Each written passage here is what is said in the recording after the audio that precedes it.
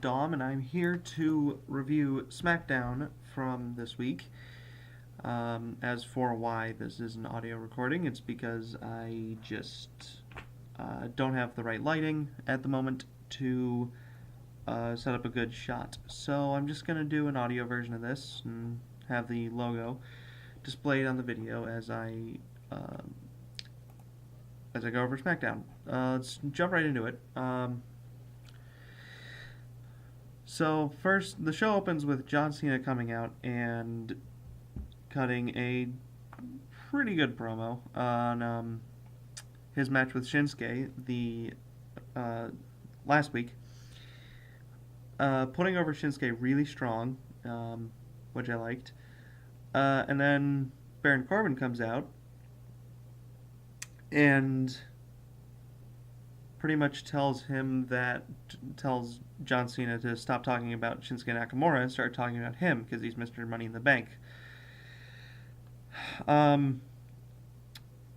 This led to John Cena challenging Baron Corbin, but Baron Corbin declined, which prompted Daniel Bryan to come out and make the match at SummerSlam John Cena versus Baron Corbin,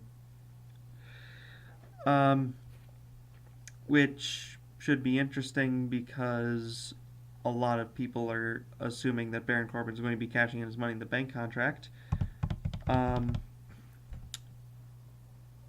SummerSlam on potentially Shinsuke if he wins against Jinder Mahal. So that should make things interesting, and it might make it a little more likely. You know what? I'll talk about the Money in the Bank situation at SummerSlam a little bit more when Michael and I next reconvene. But after that segment was a tag match between the Usos and the temporary team of Sami Zayn and Ty Dillinger.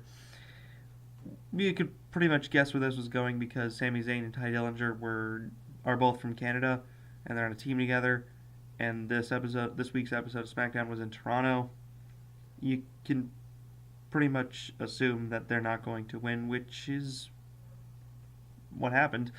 The Usos won. However, the New Day did come out and ambush the Usos, kind of giving them a little bit more heat heading into the go-home show, which is nice. New Day were very vicious here. Then there was Fashion Peaks, a Fashion Files segment again, where Fandango came back and can apparently predict the future now. And he predicted that the person who destroyed their horse, Tully, was going to walk through the door next, and sure enough, Arn Anderson walks in. I haven't been a wrestling fan long enough to catch the whole inside joke thing, but it is kind of funny that a wrestling legend who doesn't compete anymore is still able to get involved in the storylines, particularly really funny ones. But after that segment, we had Charlotte Flair versus Lana. Lana looked like a rag doll here. Charlotte really just tossed her around a lot in this match, which there were some moments where Lana looked like she could make a comeback, but she never did. The story here seems to be that Tamina and Lana are teaming up, but like reluctantly, which is interesting. Well, so much for that segment. After that, Shane McMahon comes out to pretty much tell AJ Styles and Kevin Owens what the rules for their SummerSlam match is going to be, like what the ground rules are. Here's what I'm willing to let slide. Here's what I'm not willing to let slide. Really interesting stuff here. Nobody came away from this looking completely face or completely heel, which was interesting. I'll talk more about that when reconvene with Michael. but essentially the rules are Shane's not going to get involved if they don't give him a reason to. So in other words, if someone starts going for, I guess if someone starts going for one of the weapons that's under the ring, then AJ's gonna, Shane's probably gonna stop the match or something, because he knows both of these guys well enough to know that if they grab a chair, they're using it. Um, After that segment was a match, Carmella versus Naomi, and the match was okay. It was good some places, and then James Ellsworth came back because his 30-day suspension is over. Um, and James Ellsworth comes back, distracts Naomi, and Carmella defeats Naomi, which, yeah, make your Miss Money in the Bank look strong, but also continue to assert James Ellsworth as a very annoying heel.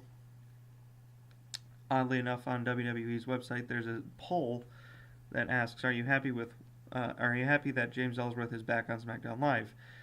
The results are 77% of the people who vote say that no, they are not happy, and then the other 23% is that they are happy. Um, Main event of the night was a grudge match between Randy Orton and Jinder Mahal. Singh brothers are out with injury, so no one's going to get involved in the middle of this match. The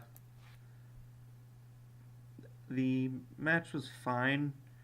Toronto clearly knows that Jinder Mahal is from Canada, because if you went along the crowd reaction alone, then the clear face here is Jinder and the heel's Randy.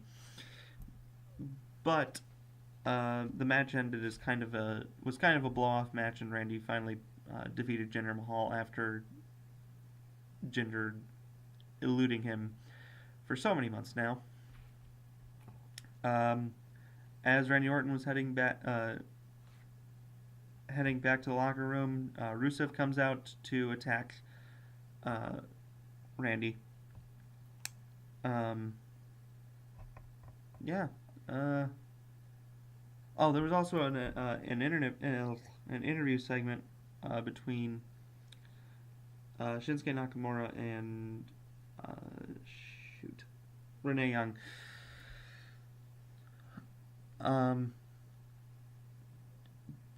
Pretty much just a promo building up the match at SummerSlam, and gotta say I'm kind of excited for it. The reason I'm excited for that match at SummerSlam is just because a whole bunch of things that I'm going to get into when I get back, when Michael and I start recording together again at some point this week. Pretty much just the Money in the Bank situation, what they're going to do with the championship, what possibilities they have. Just a lot of really cool stuff hanging in SummerSlam. And with that, I'll see you guys when I do 205 Live, and also on Friday when we do a whole week rundown throughout all of the shows, Raw, SmackDown, 205 Live, NXT. Yep, see you then.